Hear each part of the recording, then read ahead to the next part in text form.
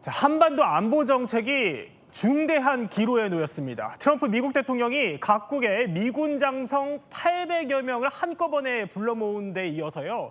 갑자기 주한미군 사령관의 계급을 한 단계 낮추는 듯한 정황이 공개된 겁니다. 자, 호재 변호사, 주한미군 하면 한반도 안보에 그야말로 방패 역할을 하는 건데 이 주한미군 사령관의 계급이 강등될 수 있다는 얘기가 나와요? 그렇습니다. 워싱턴 포스트 보도로 알려지게 된 건데요. 주한미군 사령관, 브런슨 주한미군 사령관 원래 4성 장군인데 네.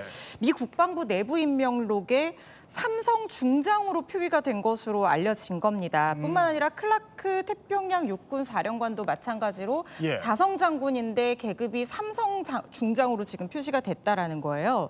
일단 클라크 사령관 대변인 얘기에 따르면 이게 중장 표기가 오류로 보이고 해결이 됐다라고 해명을 하긴 했지만 네.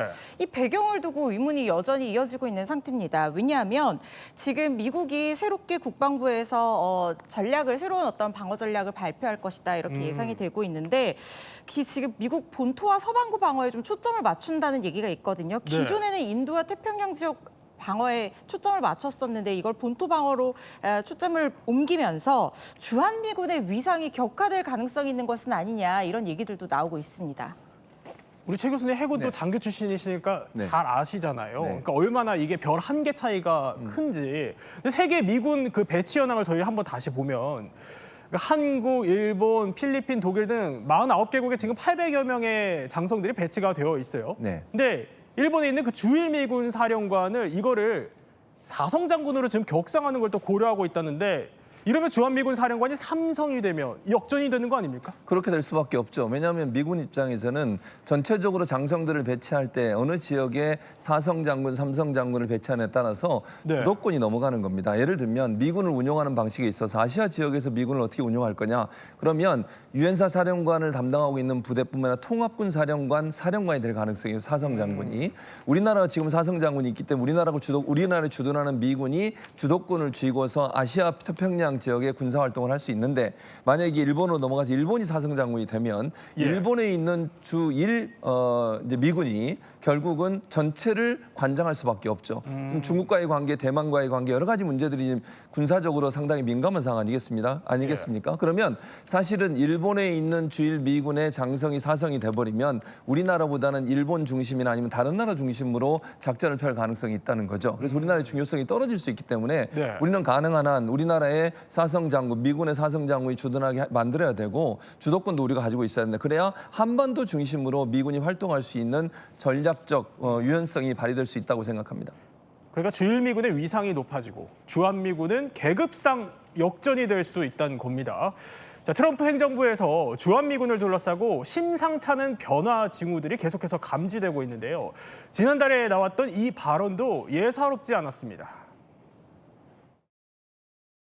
I think that there need to be changes within USFK. As I think about is not about numbers at all.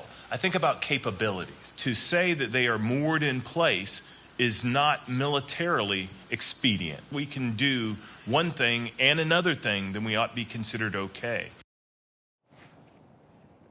최 교수님, 저희가 찾아보니까 이 주일미군 병력이 2배 가까이 더 많아요. 근데 그런데도 주한미군 사령관 계급이 더 높은 거는 그래도 그 나름대로의 이유가 있었을 텐데 이게 진짜로 만약에 역전이 되면 어떤 리스크가 생기나요? 그러니까 아까도 잠깐 말씀드렸습니다만 유엔군 사령관을 겸직하게 되는 거거든요. 네. 우리나라에 주둔한 4성 장군은 유엔군 사령관 직을 겸직하기 때문에 4성 장군이 되는 겁니다. 만약에 우리 지금 유일하게 사실은 분단국가가 남아있는 우리나라가 북한과의 대결 구도가 계속 유지되고 있잖아요. 그리고 만약의 경우에 뭐 그런 일이 발생하면 안 되겠습니다. 전쟁이 발발하게 되면 유엔군 사령관이 지휘를 하면서 작전 통제를 하면서 유엔군들이 들어오게 됩니다. 70만 명 정도가 들어오게 되는데 그랬을 경우에 우리 한반도를 중심으로 해서 활동을 하게 되니까 대북 억제를 위해서 유엔군 사령관 4성 장군이 주한미군에 포함되어 있는 겁니다. 일본 같은 경우는 아직은 분단 국가는 아니잖아요. 근데 아까 말씀드린 것처럼 만약에 역전이 돼버리면 주일 미군의 4성 장군이고 우리나라의 3성 장군이 있게 되면 유엔군 사령관직을 누가 할 거냐도 문제가 될 수밖에 없고요. 두 번째는 아시아 태평양 지역의 통합군 사령부를 만든다고 하면 그 사령관을 우리나라를 당연히 사성장군 받을 수밖에 없어요. 그러면 일본에 주둔하는 사령관이 전체 아시아 태평양 지역의 군사 전략을 구사하기 때문에 우리나라가 거기서 소외될 가능성을 배제할 수 없다는 거예요. 그래서 우리가 리스크가 발생할 가능성이 충분히 있습니다. 네. 그래서 이건 특수한 상황이라는 걸 인식하고 우리가 좀 더 강하게 강조할 필요가 있어요. 우리나라의 주한미군 사령관 중에 그리고 사령관이 사성장군이 되는 이건 유엔군 사령관을 겸직하기 때문에 그래요. 원래는요 6.25 전쟁 때 한국 전쟁 때는 예. 일본이 그 사성장군이 있었어요. 근데 이게 전쟁이 끝나고 나서 유엔군 사령부가 우리나라에 이제 만들어지면서 우리나라에 사성장군이 들어오게 됐거든요. 이 관계를 계속 유지할 수 있도록 우리가 전략적으로 설득할 필요가 있다는 생각이 듭니다. 뭐 일단 미국 측에서도 이게 단순 오류다 이렇게 해명을 하고 있지만 심상치 않은 거는 이런 기류가 계속되고 있기 때문입니다. 전문가들도 바로 이 점을 우려하고 있습니다. 주한미군 사령관이 유엔군 사령관 역할을 하거든요. 근데 별 3개를 달고 유엔군 사령관 역할을 할 수는 없잖아요. 주일 미군 사령관이 유엔군 사령부 역할을 할 가능성이 있고 한미연합사 사령관 지위도 흔들리고 유엔사 사령관 지위도 흔들리고 한미 군사동맹을 완전히 흔들어버리는 건데 주한미군의 장성 수도 손을 대긴 할 거예요. 다만 이제 주한미군 사령관을 중장으로 바꾼다는 건 미국 입장에서도 굉장히 손해가 많은 거기 때문에 최 교수님, 진짜 네. 강등된다면 이게 한반도 안보 지형을 바꾸는 결과로 이어질 수 있다는 거예요. 근데 지금 영상에서 나오는 게 저기 현존하는 최강 5세대 전투기 F-35예요. 근데 네. 이게 지난달에 일본에서 한반도로 전개가 됐다고 해요. 왜 그런 거죠? 왜냐하면 우리나라에 사실은 이제 만약의 경우에 예. 브린슨 사령관도 그런 얘기를 했잖아요. 숫자가 중요한 게 아니라 전략이 중요하다는 얘기를 했어요. 얼마나 첨단 무기가 우리나라에 와 있느냐에 따라서 대북 억제력이 커질 수 있거든요. F-35 같은 경우는 최첨단 5세대 전투기라고 그러거든요. 예. 보통 능력이 얼마나 뛰어나냐면 작전 통제도 가능하고요. 스텔스 성능이 거기에 담겨져 있어요. 그러니까 떠도 있는지 없는지 모르는 거예요.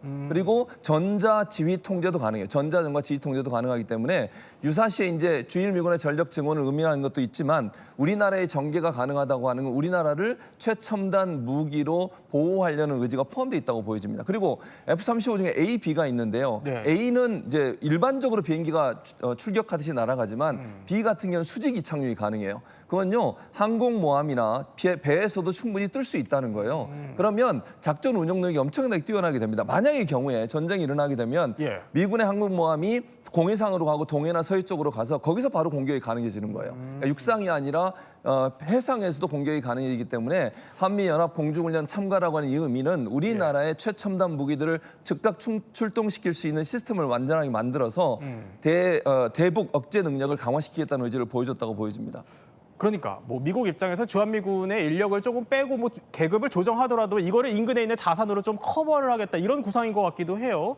그런 맥락에서 지금 조금 전에 들어온 소식이 하나 있어요. 자, 이 소식이요. 네, 이거 바로 뭡니까? 오늘 미국 공군 홈페이지에 새로운 사진이 하나 올라왔습니다. 예. 세계 최강의 킬러 드론이라고 불리는 리퍼 부대가 무인 공격기 부대가 오늘 군산기지 주한미군 산하에 있는 킬러 드론 리퍼 부대가 창설이 됐다. 그 소식을 알리는 여러 장의 사진이 바로 홈페이지에 올라온 겁니다. 사실은요, 이 리퍼 부대 같은 경우는요, 이제까지는 한미연합훈련이라든지 북한의 도발이 있다든지 지금 보이는 장면이 바로 지금 리퍼의 모습을 지금 보시고 계시는데요. 네. 이게 고정적으로 배치된 게 아니라 특수한 상황일 때 그렇군요. 순환 배치가 됐는데 예. 이젠 아예 군산기지에 고정적으로 배치가 되고 있는 겁니다. 뭐 지금 요즘 북한도 드론을 굉장히 능력을 키우고 있는 상황이잖아요. 항상 주한미군의 현대화 계속 미국 측에서 이런 것들을 강조해 왔는데 그런 것과 맞물려서 네. 이렇게 세계 최강 킬러 드론